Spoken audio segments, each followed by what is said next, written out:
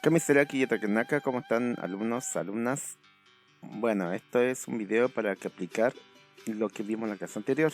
Eso es lo que tienen que hacer ustedes, simplemente verlo y responder una pregunta sencilla acerca de qué entendieron.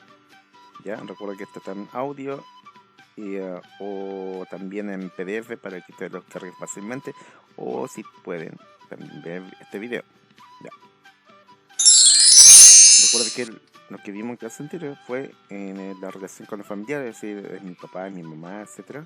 También su nombre y el nombre de parientes. O sea, el nombre mío, por ejemplo, si yo me llamo tanto y mi mamá se llama tanto, mi papá se llama. Entonces el vocabulario lo pueden repasar. Si que se olvidaron, si no se acuerdan muy bien, entonces lo pueden ver de nuevo. Hay algunas palabras que son nuevas, no se olviden. Y acá está también el palabras. Recuerden, si no lo encuentra, no puede repasar. Entonces empezamos. Esto soy yo por Suma Ulo y Takarenaka. Nayaj Mario Flores Satatua.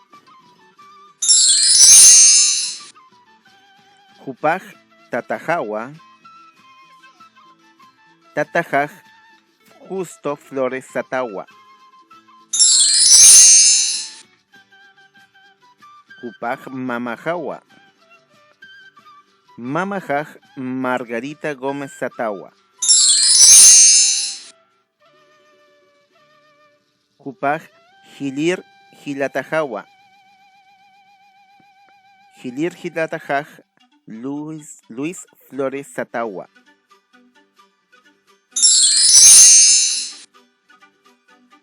Jupaj Ipajawa.